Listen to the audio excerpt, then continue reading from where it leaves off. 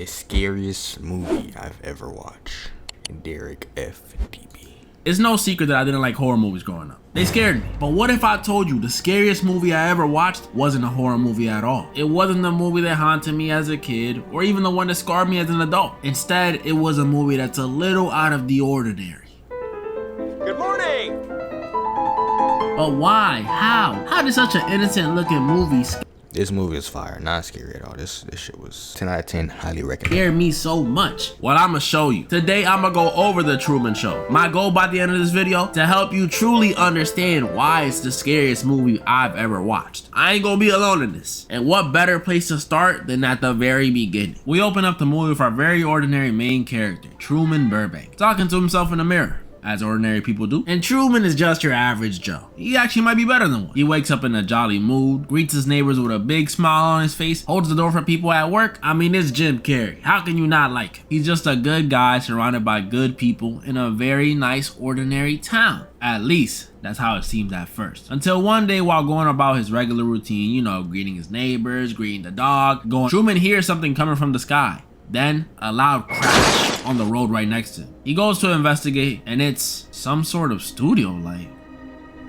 I'm sure it's nothing. After that silly little incident, we see Truman go about his day and go to work. And see, even the radio conveniently said it was nothing. It was just some plane cargo that fell out the sky. See, I told y'all it was nothing to worry about. Just plane cargo. Just plane cargo. And while Truman is on the way to work, there's when we get a really good look at the town that Truman lives in, Sea Haven. And I see why it's considered a haven, cause it looks great. Freshly cut grass, no heavy traffic in sight, no dog boo-boo on the sidewalks, not even a single crackhead. Mwah, mwah, mwah, it's perfect. A little too. That is crazy. There's no homeless people in this. It's kinda, I didn't realize that watching this. There's no homeless people on the street. That's crazy. Perfect. After picking up a magazine and a conversation with these kinda aggressive twins, alright bro, you don't gotta push me, we can stop and talk, just ask. We see Truman at work, and after some dude shows Truman a newspaper saying their town is the best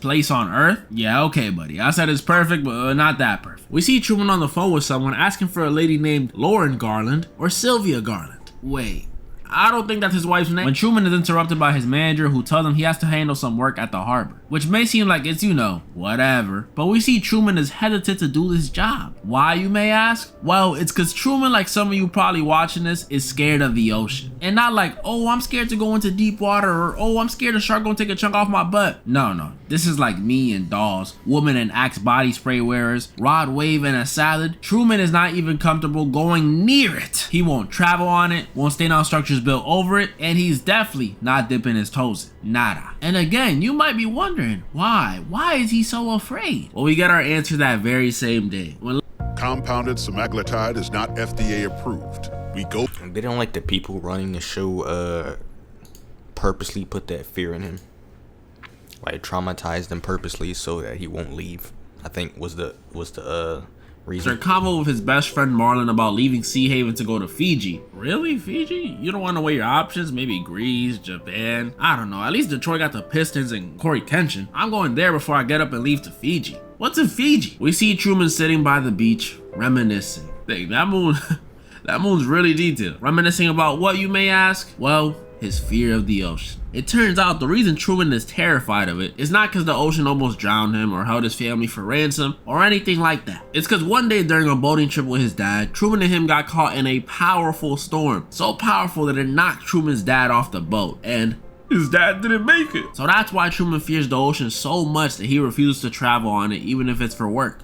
Yeah, I mean, you win some, you lose some. And while Truman is dramatically sitting on the beach, out of nowhere, another weird occurrence happens. When it starts raining, but only on Truman. What the? Eventually it starts raining around him, but I'm sure at this point, you can see there's some weird stuff going on in this perfect town Truman lives in. And it only becomes more clear as we continue. Truman comes home, clothes all soaked. And for the record, don't try this. Nothing good comes out of it. Unless good to you is an apology after a whooping, just don't try it. Truman sits down with his wife Meryl and tries to convince her to come with him. They can leave together, explore the world. But Meryl tells him, no Truman, we have bills to pay, a whole life here. We can't just leave it all behind. And I thought we were gonna try for a baby. Boring. I don't want no baby. I want to go to somewhere spontaneous, like O Block or something. After Meryl turning down Truman's idea, we cut to the next day, and this is when stuff gets really weird. We again see Truman do his normal routine, you know, say hello to the neighbor, drives to work, picks up his magazine, all that stuff. But as Truman is heading into work this time, out of nowhere in this crackhead-free town, he sees what looks like a crackhead, or at least a meth head, right in the middle of this busy street. And to those of you who don't deal with these kind of people often, don't worry, they're harmless.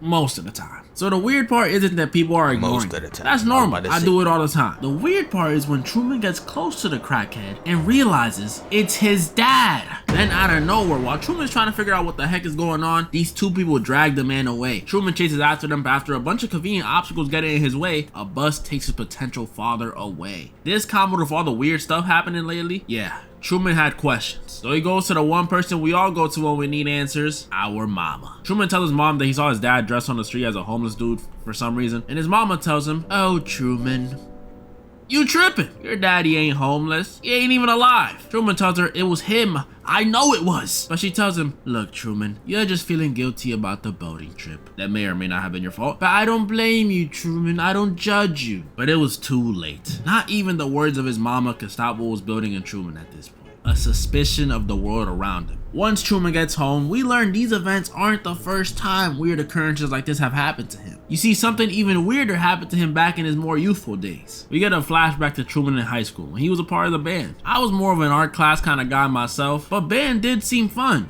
Never theater though. I'll never be a theater kid. And as you can tell, he does not look like a high schooler. Man, I thought Euphoria and Grease high schoolers looked old. Look at Marlon. We see what's supposed to be a young Truman lock eyes with this girl who was staring at him. And not to brag, but I've received this look plenty of times. So when I first saw this, I knew it was love at first sight. Oh, you think I'm lying? I am. Still love at first sight though. While Truman and this mystery girl are making out with their eyes, they're interrupted by Truman's future wife. Yay. But that was only the start of Truman's connection with this mysterious girl. We then cut to Truman's prom. Come on, bro, they're not even trying to hide it. This dude in the back is balding. When suddenly, he sees a familiar bracelet. It's the mystery girl again. But instead of this time her magically vanishing when Truman gets distracted, she gets taken away by some, I don't know, some random security from the prom? Come on, bro, that's just jealousy. But don't worry, Truman runs into this mysterious lady one more time in the library, where he finds out her name is no other than Lauren Garland. Yeah, the lady Truman was This nigga really fell in love with a filler character. That's crazy. asking for earlier on the phone. This is her. But why was he asking for her? What happened to her? What was the weirder thing that happens in this flashback? Can you stop asking so many questions? I'm getting to that. Lauren tells Truman they shouldn't be speaking. Forbidden love. Truman asks, why? Oh, you have a boyfriend. That's where it is. Or was it that girl you saw me at the dance with? Oh, come on. That's Meryl. Meryl. I don't even really like her like that. She's just kind of there, you know? And before Truman can continue questioning, Lauren tells them they should go to the beach now, which probably had Truman thinking he was about to go skinny dipping or something, so he agrees. They arrive at the beach, and after a shared kiss, geez, y'all seen each other 3 times. You don't even know her favorite color, Truman. Lauren tells Truman they'll be here soon. Wait, who will be here? And she tells Truman his whole reality is fake. They know everything he does at all times, everyone is pretending, and her name isn't even Lauren, it's Sylvia. Like, Sylvia Garland. Someone goes to get Sylvia, claiming to be her father and saying she has schizophrenia, but Sylvia persists, saying everything's fake. The sand, the sun, the moon. I knew it was too detailed. I knew it. Truman in his confusion asks her dad where they're going, and he says, Fiji. Imagine being able to build an app with your name on it, just by thinking about it. Meet Base 44. This moment was mind-blowing on the first watch, because this is when we realized the crazy possibility that Truman doesn't love his wife at all. And also, the world he lives in might be fake. Either way, all these weird occurrences reminded Truman of Sylvia and made him even more suspicious of the world around him. Suddenly, he starts noticing even more things. The radio malfunctioning and picking up what sounds like someone announcing his exact location. Newspapers conveniently talking about the homelessness issue in the city after he saw that crackhead. And craziest of all, cars stopping for him in traffic. Actually, Truman, I think that last one happens regardless. Truman's suspicion was at an all-time high. He even switches routes to see how the people in town will react, discovering what looks like to be a set. Truman was spiraling. So he decides to go to someone else he could always talk to, his best friend Marlon. They say and watch the sunset as Truman expresses all his concerns, and he asks Marlon how traveling outside of Sea Haven was. And Marlon tells him he went all over the world, but nothing was like this place. See, again with the cap. I haven't seen a single Italian spa, Mediterranean spa, Mexican spa, and y'all trying to tell me you have the title for the best place in the world? Yeah, right, buddy. Burger and fries can't hold you up for that long. We then also see Truman spending time with some more people he actually trusts, his mom and his wife. They're going through their photo albums together, you know, baby photos, childhood photos, wedding photos, and this scene is adorable. I used to love doing this with my mom back in the day. Tragically though, I was a fat baby. And it looked like this worked. All this reminiscing on the good times makes Truman think, you know what? Maybe he was tripping. Maybe instead of worrying about trying to go to Fiji, he should just appreciate what he has here in Sea Haven. Aw, that's nice. At least that is what he felt for a moment. Until Truman looked over at the wedding photo with his wife and noticed her fingers were crossed. Yeah. If I said Truman's suspicions were at an all-time high before, this brought it to a I did not notice this when I watched the movie. I'm not gonna lie to you. whole new level. He started questioning where his wife even nigga. goes when she goes to work. He starts noticing patterns in the neighborhood. The same man, same woman, same car going around the block over and over and over again. This was the final straw. Truman knew he had to leave for Fiji. But when he gets to the travel agent, she conveniently tells him everything is sold out. Then when he goes to take the bus out of town, the bus breaks down.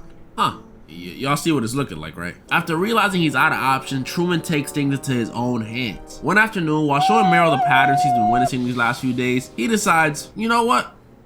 Let's go to Fiji right now! Locks the car and starts driving. Is this kidnapping or would it be considered romantic because they're married? Truman takes Meryl on a joyride, and I can't lie, Truman looks like he has lost his mind. Thought he was about to start tweeting, but he didn't. In fact, Truman was more sharp and perceptive than ever. He noticed all of a sudden now that he's trying to leave, there's a traffic jam. How convenient. So Truman decides, you know what?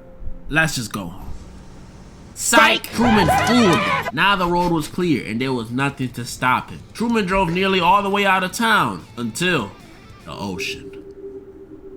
Truman and Meryl stare at this bridge and Meryl tells Truman, let's go home. You know you can't drive over water. Meryl, yes, Truman?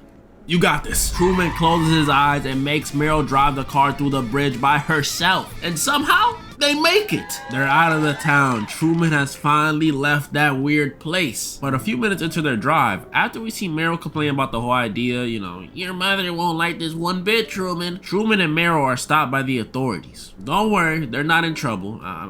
Look at them. There was apparently a leak at this power plant, and Truman asked the officer if there's any possible way for them to go around. The officer tells them, nah. Truman says, well, thanks for the help anyways. And the officer says, you're welcome. Truman? He said his name. How would he know his name? Truman starts freaking out and attempts to run away on foot. But alas, there was too many of them. So they captured Truman and sent him home. Truman back at home is on the brink of collapse. He starts asking Meryl why she even wants to have a kid with him when she clearly can't stand him. And Meryl gives the response I think any loving wife would give in this situation. She starts doing an ad placement. Truman is confused, but Meryl just keeps talking about some Mococo drink made from cocoa beans all the way from Mount Nicaragua. Truman loses it. He starts pressing Meryl, asking her what's happening, and convinces himself that she's a part of this. Meryl grabs some silver and threatens to use it against Truman, but Truman turns it on her. And in her panic, Meryl screams up to the sky, do something! This confuses Truman even more, making him question even more, making him press her even more. But before things can escalate even further, we hear someone at their door. Hey, it's our boy Marlon with a few cold ones. Bad time? Truman and Marlon sit at their usual spot, and Truman tells Marlon he thinks he's losing his mind, and that he feels like the world revolves around him. Oh, but when I told my therapist that, he just called me a narcissist. Marlon starts telling Truman all this sentimental stuff about how they used to cheat off each other's papers, and how he's like a brother to him. And Marlon tells him if he thinks everyone is in on this big lie, wouldn't he have to be in on it too? And this right here, these words, they did something to Truman. I'll explain in a second what I mean, because Truman and Marlon's chit chat wasn't over yet. Marlon tells Truman there's a reason he stopped by his crib tonight. And then, that's when we see it. The crackhead from earlier, who was actually Truman's dad. And at this point, ladies and gentlemen, Truman was sure. With what Marlon said a second ago, and now this, his father magically coming back to life, Truman was 1000% sure about what most of you guys are thinking right now. Truman is in a TV show. Yes, it's true. That's the whole thing that scares me with this movie. We learn from the creator of the show, Christoph, that Truman's life has been being broadcasted since he was a baby. Actually, even before that, because Truman was also broadcasted when he was in the womb. Meaning, he's had this man Truman doing subathons since he was... Okay, I was gonna make a joke. He already made a joke. This shit funnier than what I was about to say. I'm not gonna lie. a zygote, but instead of it being for 30 days, it's been happening for the last 30 whole live stream, nigga. years. This would be absolutely terrifying to find out. Imagine your mom, your dad, your siblings, your friends, bro, even your dog or cat, all of them, just actors. They don't care about you. When your dog would come to lick you or your cat would come to snuggle his head on you, he doesn't care. He's just trying to get his next check. But it doesn't end there. Same old phone? But here's the thing though, they can't use those checks. They're stuck in there with him because they now have to live out their lives with him in there, especially the wife. So what is she getting paid for? What is the money going to? Her retirement? I don't know. Nah. Upgrade to the new Galaxy Z Fold 7. I really don't know. That's a person-sized box. This whole you in a TV show thing also means your whole life, the one you are living right now, has been orchestrated, planned out. All those times people roasted you, your first heartbreak, even that one job you took that summer that you absolutely hated, was really just a group of people in a writer's room like, James, wouldn't it be funny if we made it so Derek has like a horrible accident when he's young and he's forced to get braces? I know. And then we can make his dad leave. that's literally how the show works. And the main man running the show is Christoph. We see him doing a Q&A, you know, them old school calling and asking questions, things like they used to do on the radio. And we learn this show is extremely popular. Like, forget Kai and Speed for a second. This dude Truman is the biggest streamer on earth. He even got people in Japan watching, which is another scary thing. Not the fact that they're Japanese, that's okay. Imagine 1.5 billion people. No, wait, we don't gotta do that many. Imagine just 30 people, the size of a classroom, watching you day by day, week by week, year over year. All your good moments, your bad moments, and scariest of all, the moments you're doing something you wouldn't even want your mama seeing. Yeah. Truman's puberty arc must have been real awkward to film. Christoph is still answering incoming calls when we see him get a call from someone familiar. It's Sylvia, who we find out the whole time was actually an activist trying to free Truman from the show. Christoph tells her that he's actually letting Truman live a normal life and that the real world is the sick place. Well, he is right about the real world being sick. Did y'all see they said GTA 6 might be $100? Like, what? He also tells Sylvia Truman can leave whenever he wants and that she's just mad that he prefers his cage. Right. Sylvia hangs up saying that Truman's gonna prove him wrong, and then we cut to the next day, where it looks like the father thing worked. Truman's back to normal. He does his routine, goes to work. They even introduced a new love interest for him. Truman divorce arc coming soon. But when Truman gets home, he makes an interesting decision. He decides to sleep in the basement. And Christoph notices this and tells the guy monitoring Truman to zoom in and isolate the audio. Ain't this the 90s? What kind of Spy Kids technology is this? They hear Truman snoring, but that wasn't enough for Christoph, so he sends over Marlon. And when Marlon gets there, he discovers Truman is missing. The town immediately goes into high alert panic mode. They check every camera, pull out every main character, side character, and extra. They even brought out the son. Still, they couldn't find Truman. Side note, I told y'all about them dogs. Dude went from super sweet to looking like Sonic Unleashed. Christoph was panicking until he realized they weren't looking. Nigga got that dogs on his payroll too. How the hell? Everywhere. They were missing one spot. One spot they never ever expected Truman to go. The ocean. And that's exactly where he was, on a boat sailing away to finally leave Sea Haven. But Christoph wasn't about to let that happen. Like something straight out of Hunger Games, he calls for this dude to cast a storm over Truman's boat. But Truman is resilient, so he holds on. Christoph though, he's even more stubborn. He strikes Truman's boat with lightning over and over and over again, but Truman still stands. He even starts singing. He tells them to up the winds and to capsize him, but the dude controlling it refuses to, knowing it could potentially kill Truman. So Christoph does it himself. Powerful waves come crashing down on Truman's boat over and over and over again. Christoph eventually calls off the waves, but it looked like it was too late. Until he's alright. He survived somehow. Probably got some fractures though. Now with no one trying to stop him, Truman sails all the way till he runs into a wall, realizing the sky was really just a painted studio wall the whole time. See, this only proves my childhood theory that the sky is some sort of painting / hologram thing. I'm still working out the kinks. Truman walks along the water until he finds a staircase that leads to an exit sign. Truman Burbank, more like Truman Skywalker. Am I right, fellas? But before he can walk out, Kristoff starts speaking to him. He tells him the truth about how he's in a TV show and he's the star, and he also tells him that he knows him better than anybody else, and that he knows that he doesn't want to leave. He's too scared to. And Truman delivers the perfect response that nobody was expecting. In case I don't see ya, good afternoon, good evening, and good night. And then he just leaves. To where? I have no clue. The movie ends with Sylvia running out to look for Truman. Does she even know where she's going? And these two dudes watching as the Truman Show cuts transmission for the first time ever. And then they're like, well, what else they got on? Let's check. As you guys can see, this movie is very, very scary. Or at least the concept is. And it's very worthy of the title, the scariest movie I've ever watched. Now, the creepiest movie I ever watched, that's probably a horror movie. Comment down below any more movies you guys want me to go over. Or DM me them on Instagram. Or you could put them in the Discord. I don't know. Maybe you feeling spontaneous. And moral of the story? And then we can make his dad leave. I feel like they should have showed us what happened to Truman after the show, but it's a W video.